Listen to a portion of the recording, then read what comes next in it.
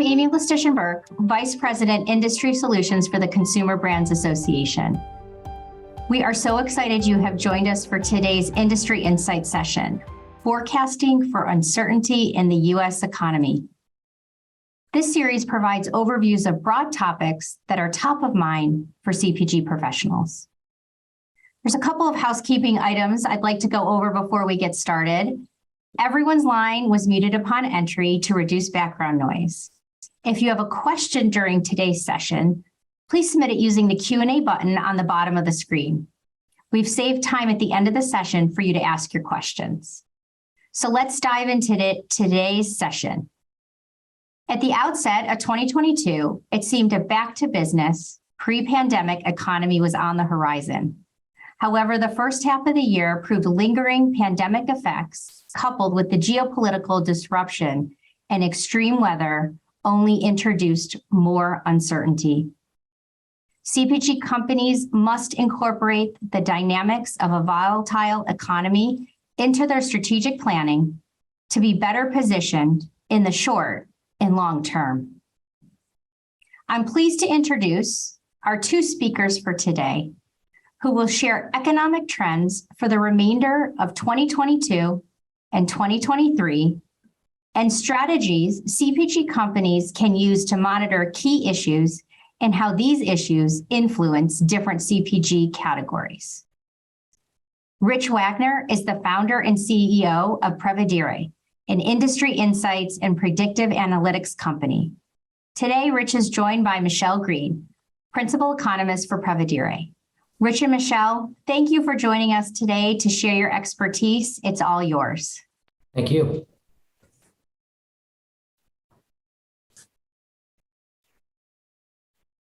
Okay, well, I'll get started and discuss first a little bit about Prevedere, who we are, what we do, and how we help some of the top CPG companies in the world. And Prevedere, just to give you a little background, the name itself is an Italian verb that means to forecast or to foresee. And that's really what we're all about, is helping companies understand what's coming next with more certainty and accuracy than ever before. So we're going to go through a little bit of the background of Prevedere and then how we do it, how to incorporate the dynamics of this volatile economy into your planning process.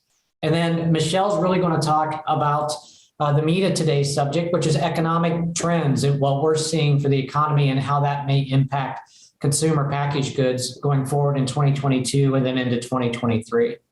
Finally, at the end, we will have times for questions and would welcome any questions from the audience. We'll go to the next slide. Okay, Prevedere, a little bit of background on Prevedere. Prevedere was started to really help executives at the company that I worked for many years ago.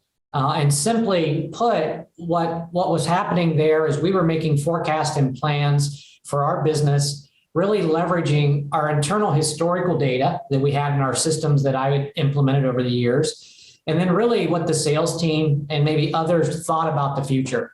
It was pretty ad hoc and anecdotal.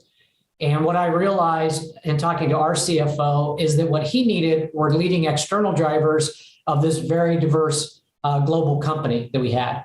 And when he said external leading drivers, it led me to research what he was talking about. And I started working with the chief economist at that time in the American Chemistry Council, Dr. Swift, and really wanted to understand how he found leading indicators for our industry. And what I realized, it was a very manual, time-consuming process. And with my technology background, I knew we could do better, right? We could build something to help companies identify those external leading indicators systematically, and then also an engine that could make that repeatable so that we constantly fed in these external factors and incorporated those into our planning process, into what we knew internally. As I built the application to do that, collecting roughly 40,000 external macro factors, I realized then that we could immediately improve the accuracy of our forecast. And it was through the incorporation of those external factors that really mattered for our very diverse business and the different geographies where we operated. So I took it a step further, started Prevedere, the company, to help all companies because I knew this was a challenge.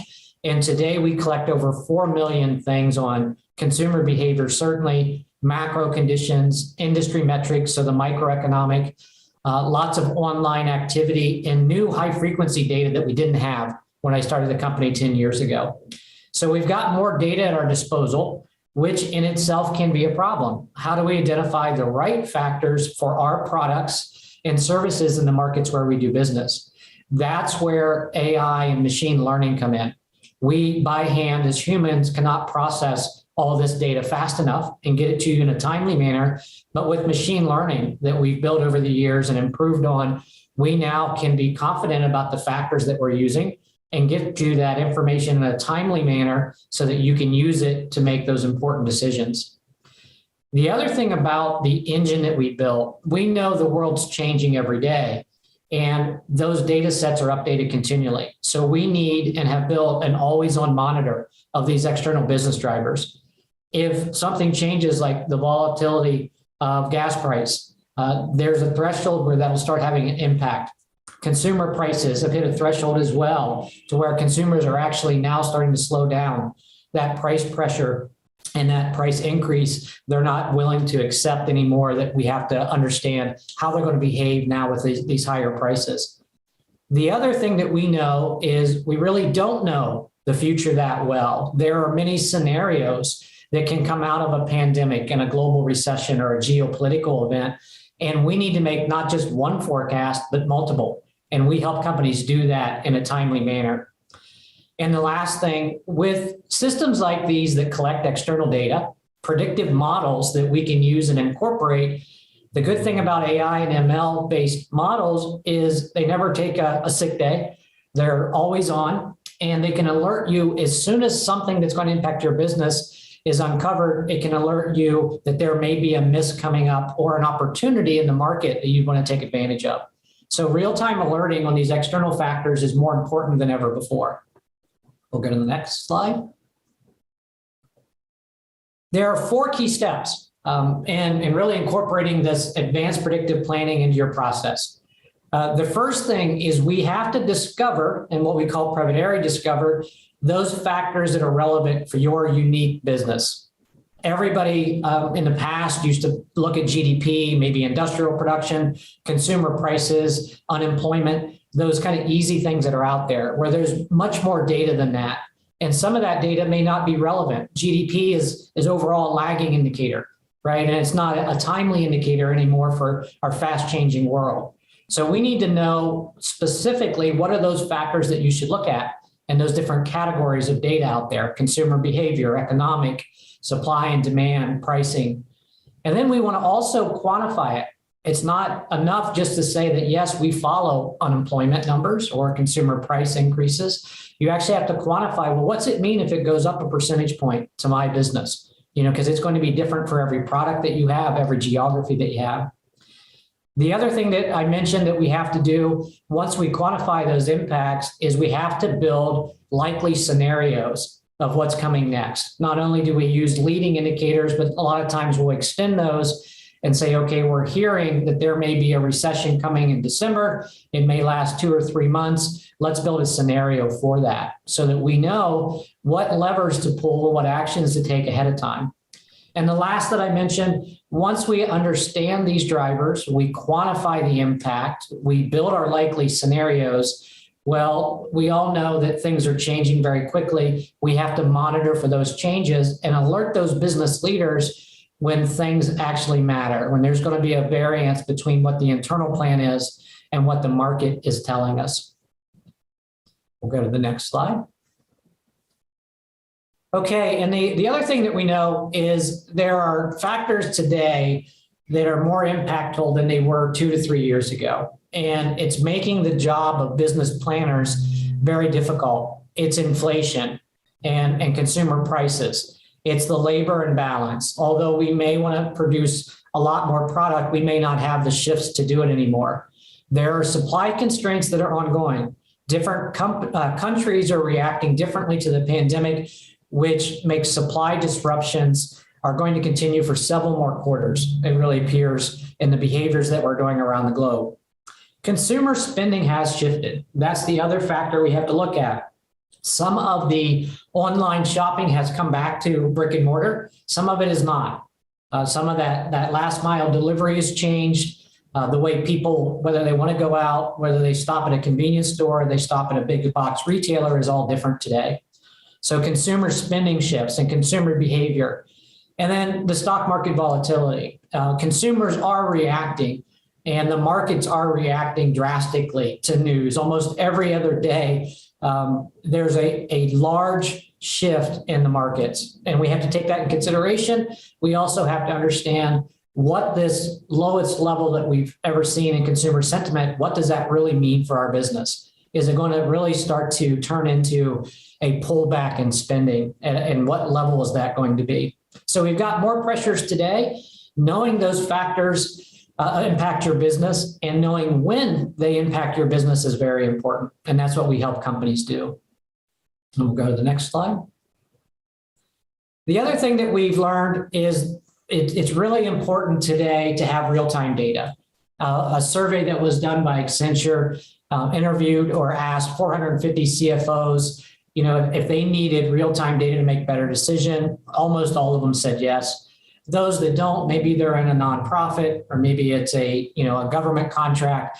But we know that everybody's impacted by this external data, and real-time data, the right data, can help us make better decisions. But there's a real gap. It's hard to do. A lot of companies have a hard time collecting the internal data and making sense of it, let alone these millions of external signals. And that's what we're here to help with.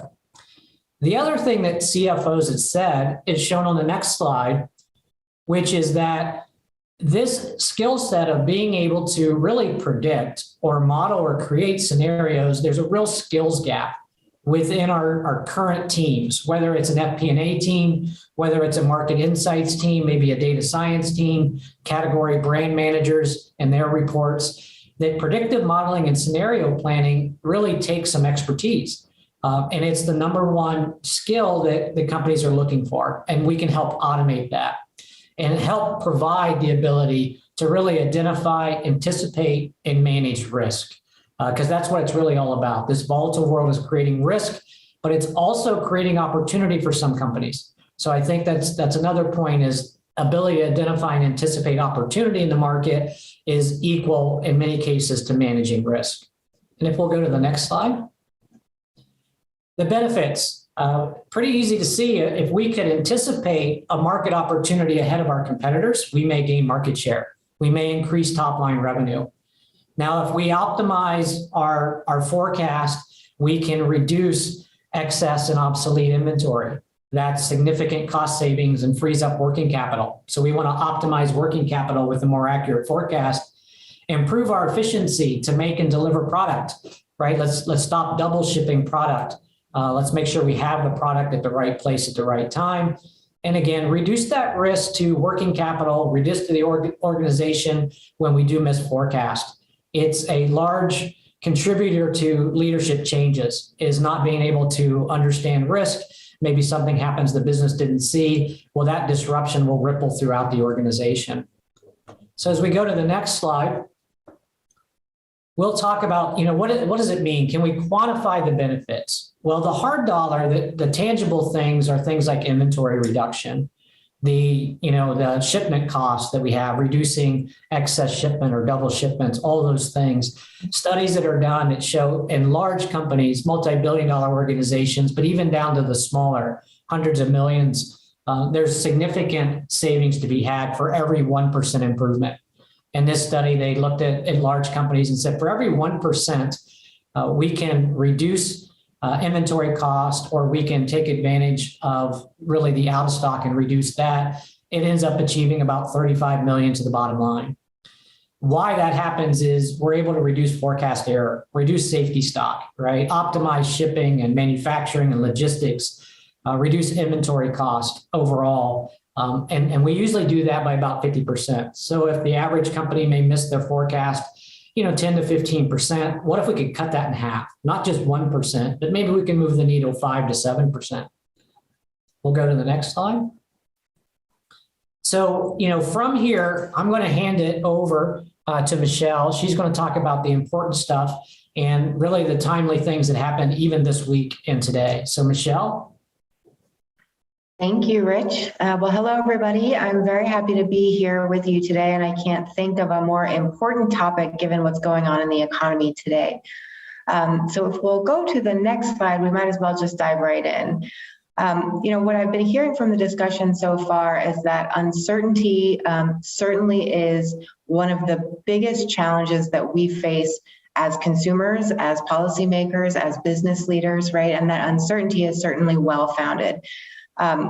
It has been plaguing us, right, since the start of the pandemic. And as we've seen various responses in the economic data and in consumer behavioral data, we've seen that those sort of historical relationships, those historical drivers that we knew to be reliable have consistently been called into question. And we've seen normalization occur at varying paces, right? When we think about some of the major economic releases that have taken place just over the course of the last month, we can really see that uncertainty, while we hoped would start to diminish throughout the first half of this year, really has only risen. And with a lot of the decisions that are being made, particularly around the Federal Reserve and aggressive monetary policy, we see the likelihood of a significant contraction is all the more higher in the second half of this year. Certainly, we know that consumers are reacting to persistently high prices by reducing their spending. We can see here that nominal consumer spending has remained positive in year-over-year growth, but we can see that trajectory of that spending really decelerate very rapidly in 2022, and we are expecting that to continue through the second half of the year as inflation remains sort of a major factor impacting household wallets. Now, consumer spending makes up 70% of the US economy historically, and it still does today. And as we saw from the latest GDP release, that deceleration in consumer spending is having a major impact on business activity. If we head to the next slide, we can take a deeper look at GDP. Now, traditionally, 2 consecutive quarters of negative GDP growth, as we saw in the latest release, would indicate, be a pretty major signal that a recession is upon us. What's interesting is that much of the economic data that we would typically rely upon to determine whether or not we're in a recession is still showing a lot of positivity. Now, it doesn't really matter if the National Bureau of Economic Research calls a recession today, right? What's more important is how consumers and businesses are reacting to the news and the decisions that they're making today in response to this economic slowdown. If we head to the next slide, as an economist, I obviously am tracking a variety of indicators, and Rich touched on the millions of indicators at our disposal in our global repository. But if we take a look at some of the very broad macroeconomic indicators, we can see here that the signals really are extremely disjointed, right? We definitely see that pullback in economic activity from real GDP that was driven largely in the first half of the year by imbalance in inventories, fixed investments, where consumer spending, here measured in retail sales, has remained very robust and very positive. And even inflation-adjusted consumer spending still showing around 5% year-over-year growth from 2021. All of that being driven by sort of unprecedented impacts on household finances, right? We know that in 2020 and most of 2021, households were receiving a lot of supplemental income in the form of government stimulus, enhanced unemployment benefits, economic impact payments. But that wasn't the only gain they were receiving. We saw that wage growth very early in the recovery began to accelerate faster than we'd seen in decades. And this really supplemented household income. It allowed them to accumulate some excess savings. It allowed them to increase spending in real terms and in nominal terms, right? And where we saw that major shift was really in the reduction of spending on services and the increase in spending on durable goods. We're still seeing that today. We'll kind of highlight some of the shifts in consumer spending here in a moment, but we do expect that to continue to decelerate, especially as mobility continues to improve, as consumers are feeling more confident about their ability to travel without risk of exposure to the pandemic.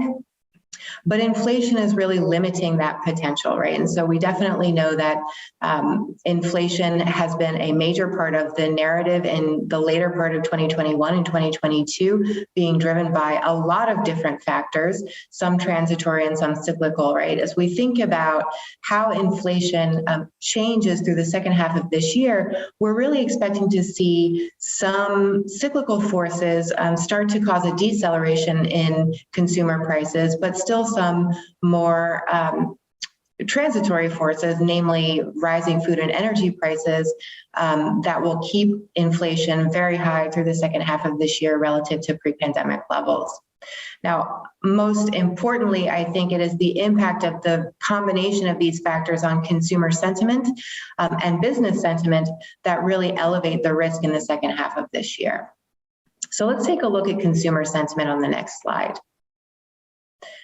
Consumer sentiment has plummeted, reaching the lowest levels that we've seen in decades. And really that shouldn't come as a surprise, right? As households are really starting to reconcile their finances against the highest inflation we've seen in 40 years, as well as a dampening outlook in terms of overall economic activity, we see that consumer sentiment is at really record lows.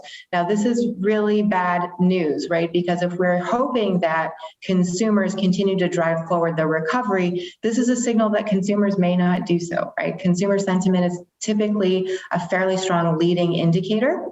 And as consumer sentiment tumbles, they're likely to react in spending. If we head to the next slide, we can see that inflation certainly is one of the primary contributing factors to that decline in consumer sentiment. Now, we had some really positive signals just this morning in the Consumer Price Index release, where we saw a tiny bit of deceleration in consumer prices. And as I mentioned, we do expect that to continue, but it is the disproportionate impact of those transitory forces coming from, persistent conflict in Russia and Ukraine, persistently high food and energy prices that are likely to lead inflation to remain elevated.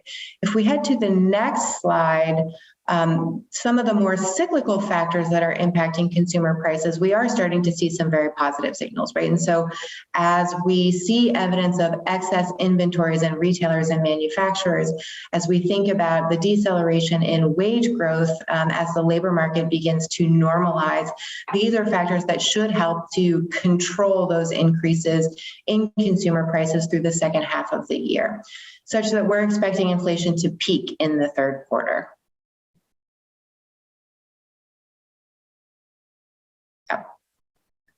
So retail inventories are really a critical component of those inflationary pressures.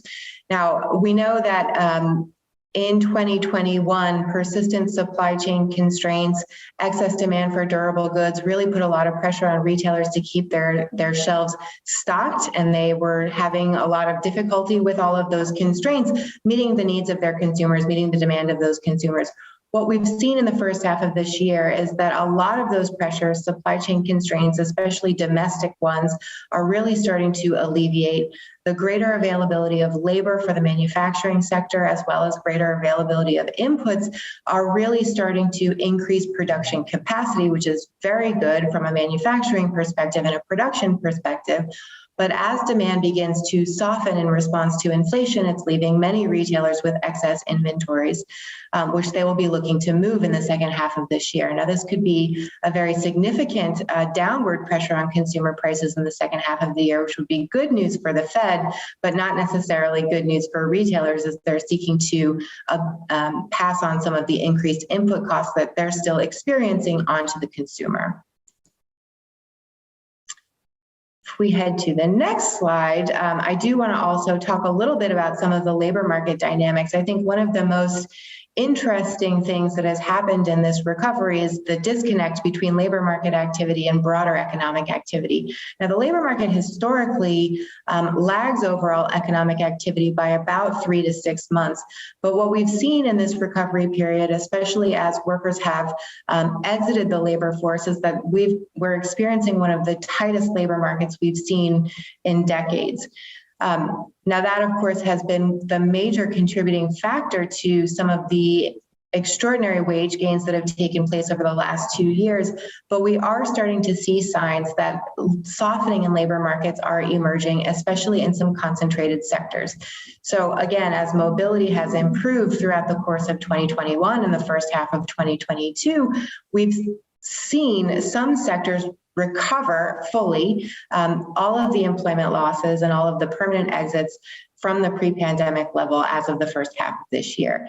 And in some cases, exceeding pre-pandemic levels of employment, as you can see here. And I'll highlight, retail, transportation and warehousing, construction and manufacturing as being some of the sectors where we should now expect to see some deceleration in wage growth as employment levels have returned to pre-pandemic trend, and in some cases exceed pre-pandemic trend. Now, in the context of a broader economic slowdown, these are likely to be the industries that are impacted first by an economic contraction. So where we see, in today's broad labor market that there are still nearly 2 job openings for every unemployed worker looking for employment, in these sectors, there is a lot of risk that unemployment could rise as economic activity slows, and they are now experiencing excess labor compared to pre-pandemic trend, if that makes sense.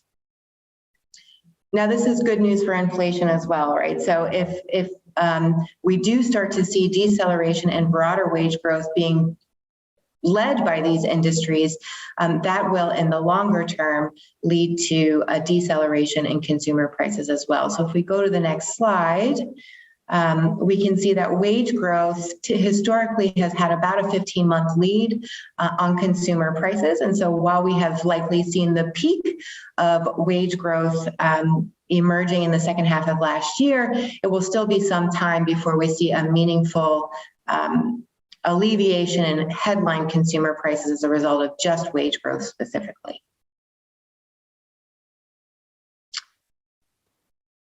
All right.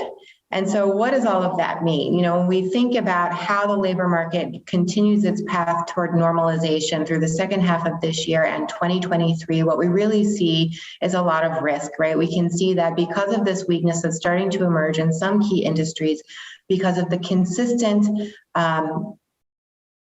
deceleration in labor force participation rate, which we observed prior to the pandemic, but was only made worse by the pandemic, we do expect to see that over the next 6 months, there will be a modest rise in unemployment. Now, this is, again, indicative of a broader slowdown. So while we might not be seeing the NBER calling for a recession today, over the next 6 months and certainly into 2023, we expect to see labor market activity catch up to the broader economic data that we're reading about in the headlines. That's not necessarily good news for consumer spending, right? So if we head to the next slide, as labor market disruptions become more prevalent in the second half of this year and into 2023, this is going to have a much more negative impact on already strained household income. If we see here inflation adjusted household disposable income, we are expecting to see that real DPI should continue in its deceleration, comping not just to the extraordinary stimulus benefits that we saw in 2020 and 2021, but now also experiencing additional negative pressure from that expected decline in real wages as a result of disrupted labor markets in the second half of the year and persistently high prices. By the end of 2023, as that labor market sort of normalizes and reaches its new state of full employment, we should start to see the overall equilibrium in real disposable income reemerge in the second half of 2023. And so while we do think there is a real risk of recession as early as the second half of this year, it's likely to be pretty mild and not last very long as we start to see that normalization keep pace with labor markets and broader economic activity. If we go to the next slide, what I think is really important for business leaders today to consider is what are the data sets that you should be evaluating, right, as you think about the economy in real time? All of the data we've talked about so far tends to be lagging, right? They're monthly indicators. They tend to do a very good job of explaining what the economy did last month or last quarter or in the first half of the year, but they don't necessarily give us a very good real-time view into what the risks are in the next month, 3 months, 6 months.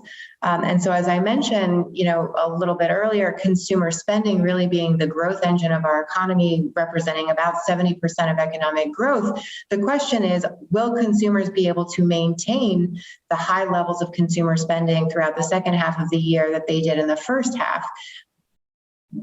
What we see in the data is that the answer is unlikely, right? So we talked about the impact of government stimulus on household income with respect to allowing consumers the ability to accumulate excess savings.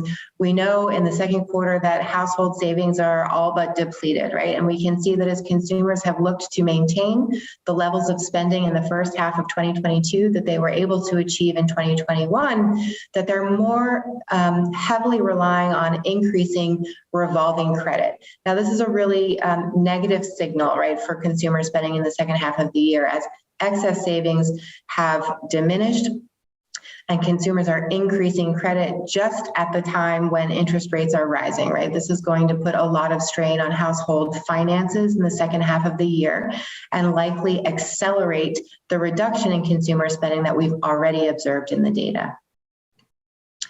If we go to the next slide, we can see just how consumers have spent, right? So again, taking a look at inflation-adjusted consumer spending, I mentioned total consumer spending is around 5% higher than it was in the pre-pandemic level. But you can really see that deceleration as consumers start to shift back towards services and as inflation really starts to eat into purchasing power for goods. So what we expect to see in the second half of the year is that deceleration in consumer spending, the share of consumer spending on goods should continue, even as that share of consumer spending on services very gradually begins to recover. We head to the next slide. What we really want to pay a lot of attention to as well is the share of consumer spending on basic goods and basic services, right? So how are consumers reacting to inflation with respect to discretionary spending versus essential spending? And certainly we see a lot of evidence that the basic spending on basic goods and basic services continues to remain stable. And it is that discretionary spending that we're starting to see respond to those persistently higher prices by decelerating in the year-over-year growth. If we head to the next slide. Now, the story is not all negative, right? And what I'd like to really dive into is some more granular consumer spending data. One of the big, Rich mentioned, that the pandemic is not necessarily indicative of a normal sort of consumer spending cycle. And we definitely saw that consumers shifted their spending in a lot of very interesting ways in response to more time spent at home. The question that I think we've all been asking ourselves is, does inflation really change that story? And what we're seeing when we look at consumer spending by category is that consumer spending on these at-home nesting categories, or these categories that really saw a lift from additional time spent at home, are still showing a lot of signs of resilience. So if we just isolate the month-over-month change, where we did see a decline in consumer spending in May, we can see that June numbers show a lot of positivity for some of these categories. Food spent, spending on food at home, e-commerce, non-store retailers, sporting goods, hobbies, musical instruments, all of these are still seeing positive year-over-year growth and positive month-over-month growth, which means that these categories are likely to remain resilient for at least a few more months, even as inflation eats into consumer wallet. All right, but certainly consumers are feeling very, very negative. And so, aside from looking at what consumers are doing today, it's important to also consider what they're planning to do in the future. Part of our data repository includes very robust consumer sentiment data and data on consumer spending plans, and we can see that we can break that down by different demographics. In this case, we're looking at all adults and comparing those against rural consumers and urban consumers. And across the board, we're seeing that negativity in terms of overall consumer sentiment across all consumers. But what I think is really interesting, especially in today's tight labor market, is that we're also seeing all of these consumer groups increase their expectations for layoffs over the next 6 months. And this is likely to impact consumer spending plans, right? In fact, there's a 35% increase in the number of respondents who are expecting to be laid off in the second half of this year across all adults 18 plus, but also across rural and urban consumers as well. And we're seeing that around 50% of consumers, just over 50% of consumers are actually reporting that they're planning to reduce spending over the same period in response. So this is really, sort of a critical insight as we start to understand how consumers are reacting in real time to the very negative readings that we're seeing in broader economic data. If we flip to the next slide, here we can see again some more detailed granular information, not just by rural and urban counties, but also across household income brackets that definitely consumers are planning to reduce overall spending in response. What's interesting, I think, is that it appears that middle income and higher income consumers are slightly more pessimistic than lower income consumers. And this I also think is consistent with some of our broader findings, right? In that the lower income households are some of the demographic groups that are experiencing some of the largest wage gains. And still continuing to see those wage gains even today as wage growth for many of the higher income and middle income sectors has already peaked. It is these lower income industries that are still experiencing widespread labor shortages and still continuing acceleration in wage growth. And as a result, consumers in this bracket are feeling less pessimistic about their economic outlook, planning to reduce spending by less than their middle income and higher income counterparts. Which is a lot of information to share with you today. I'm sure there are a lot of questions for which I'm happy to answer, but I'll turn it over to the broader group.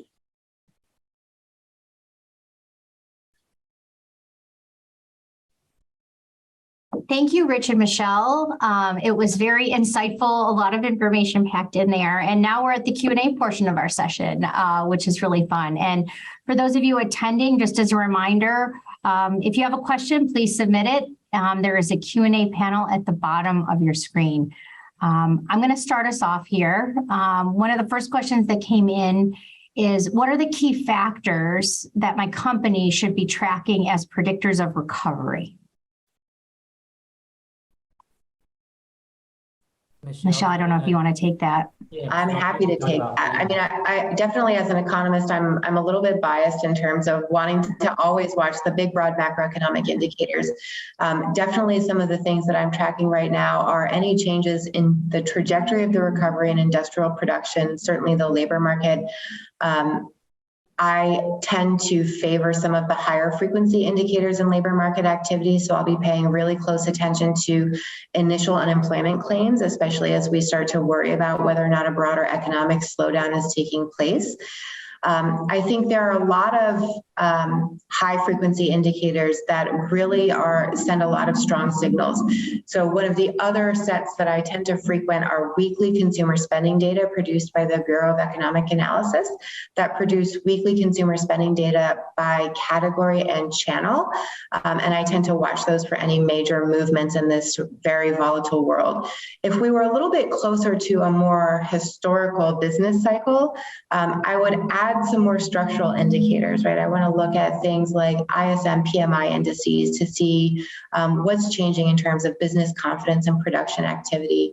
Definitely want to take a look at supply chain indices to monitor any further disruptions in supply chains that could put added pressure on consumer prices or change, sort of the experience of retailers as they're sort of working through excess inventories today.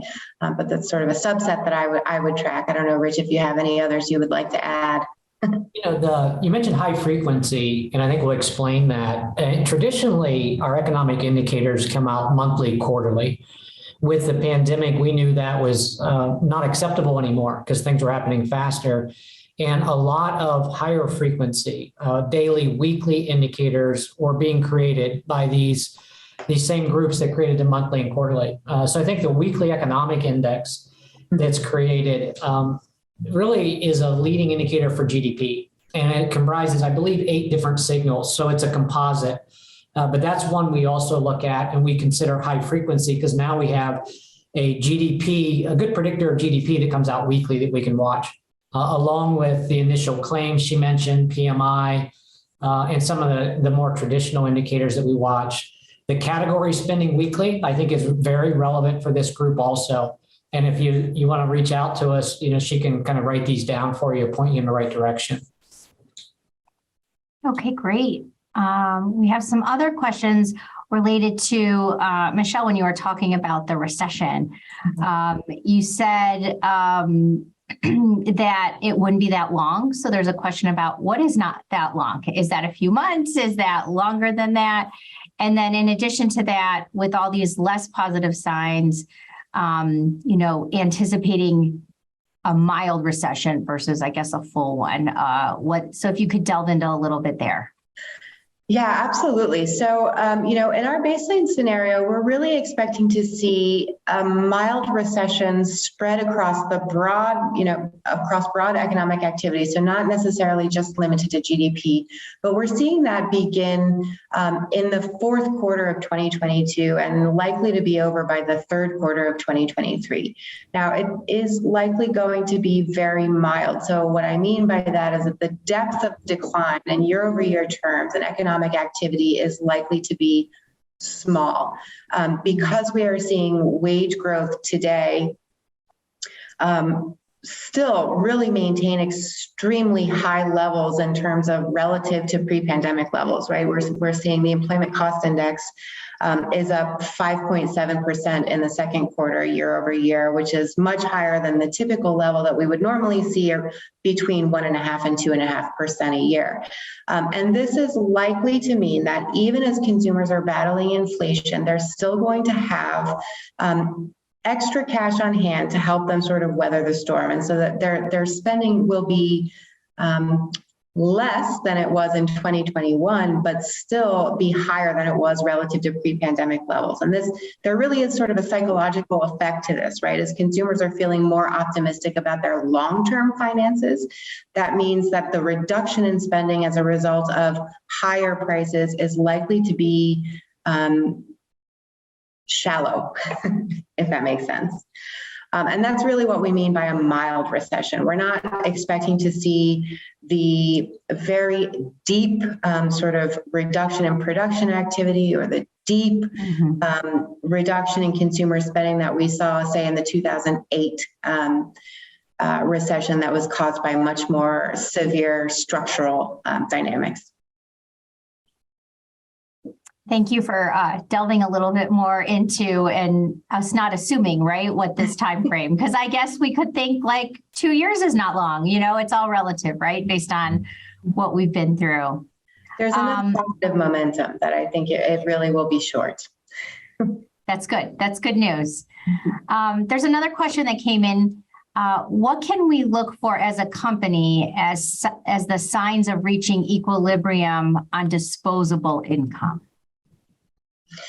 Yeah, I think it's going to be a more broader based deceleration in wage growth. Right now, we're still seeing a lot of disjointed signals across different industries. So an equilibrium in household disposable income, I think, comes from a couple of different places. It's going to be that broad-based shift in labor markets, but also a pronounced deceleration in inflation, because obviously both of those things are impactful when you think about real disposable income.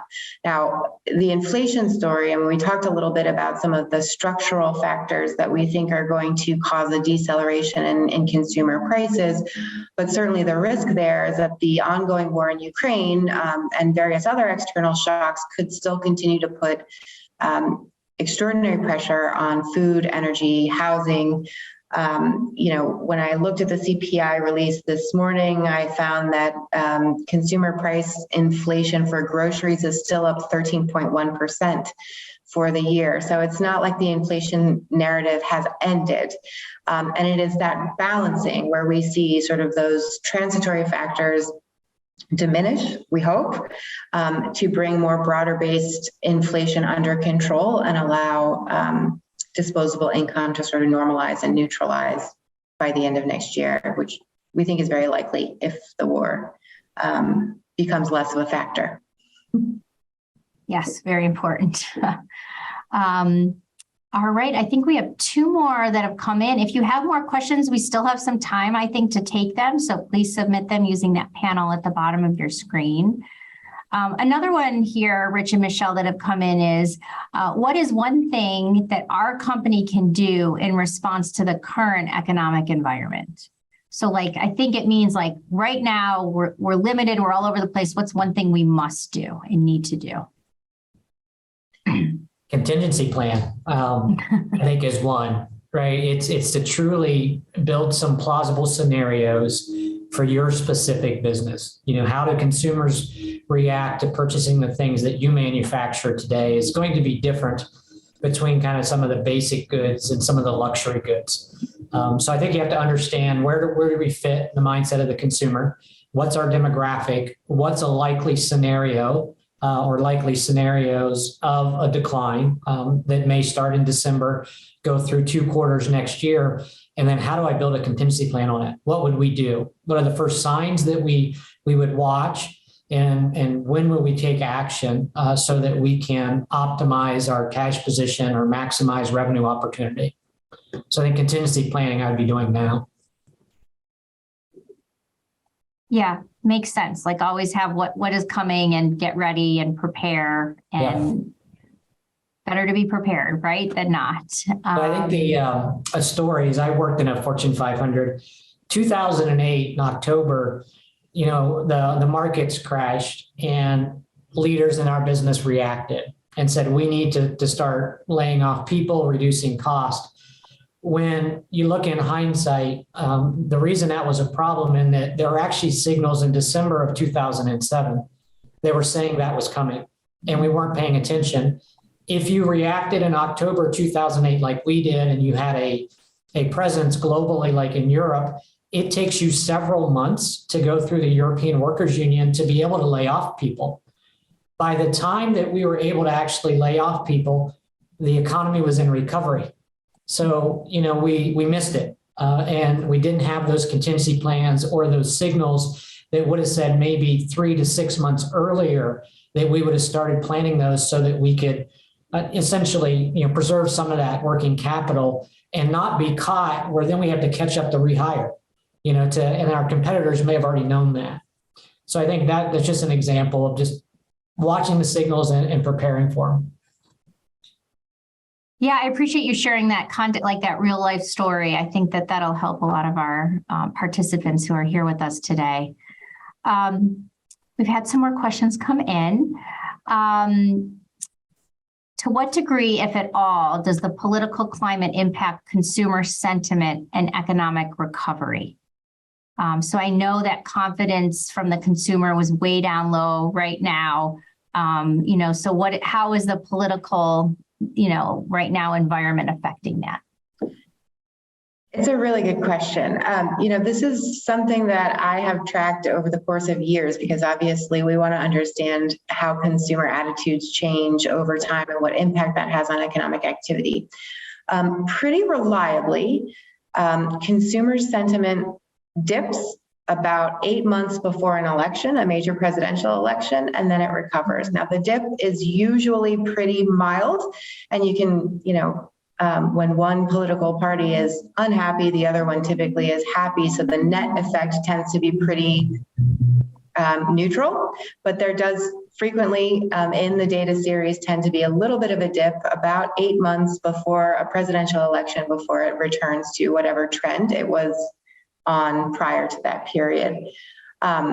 So I don't want to say it has no impact on consumer sentiment, because it definitely does, and we can see that in the historical time series data. I think what we're seeing today in consumer sentiment is being driven less by politics and more by uncertainty over economic outcomes, right? So for all of the things that we talked about today already, uncertainty over long-term stability of my finances, with consumers expecting layoffs in the second half of the year, uncertainty over wage gains, uncertainty over inflation, uncertainty over recession, all of these things really are weighing on consumers very heavily. And as a result, we've seen sentiment, plunge at record levels. We haven't seen this type of a deceleration in maybe more than 40 years. Thank you. Another question we have here, is there a current consensus on when the overall economy will be normal again? I guess normal could be subjective, but you use your, interpretation, what you use for normal. Is it post 2023? Is it in 2022, or just it's a great no idea at this point? I don't know what the data is telling you. I get this question all the time, and I ask it of myself all the time as well. It's been a really interesting time to be an economist. Obviously, the pandemic has changed so much of what we knew to be true. Will the economy return to some level of normal? Yes, it will, right? Eventually it will.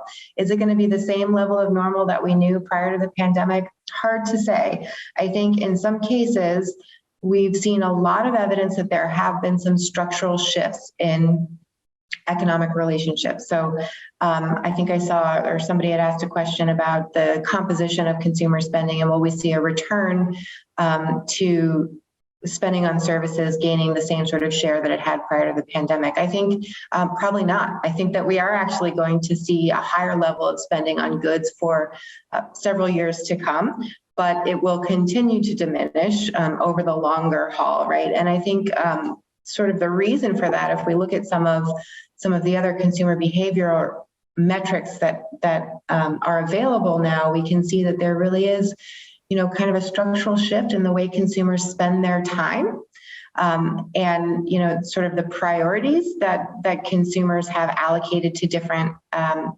types of goods. So there's likely to be some stickiness there. So if we think about consumers now spending roughly 5% of their time, more time at home than they did prior to the pandemic. A lot of that being driven by remote work. A lot of that's going to stick around for a while, right? And the more time consumers spend at home, the more they tend to spend on goods that make their homes more comfortable. And I think that it's very likely that we'll see the new normal for these categories emerge at a different level than it was prior to the pandemic. The business cycle will return, right? Okay. And I think to answer this question, I think we are seeing evidence that the underlying business cycle has really regained momentum in the first half of this year. And I think by the first half of 2022, we'll likely have a pretty good picture of what the next business cycle will look like. Good. Well, that is all the questions that we have, and we're almost at time. And I want to thank you, Rich and Michelle, for being here today. And thank you to Prevedere for your continued support of the Consumer Brands Association. I want to share some takeaways that I've had from today's presentation. One of them is knowing how and when the myriad of external factors will impact your business is key for planning. And knowing what these factors are is equally important. I think a second key takeaway for me is consumers show signs of price fatigue as food and energy prices continue to rise. And consumer sentiment is also at record lows right now, which could prove as an important factor driving economic recovery. I'm going to go to what Rich said about the best things companies can do right now is contingency plan. Plan for a variety of economic situations and be prepared there. So thank you all for attending today's session. Consumer Brands has several other industry insight sessions scheduled through the remainder of the year. You can visit our events and education page on our website, and a link is in the chat right now to take you to these sessions and to register. We thank you and we look forward to seeing you again soon.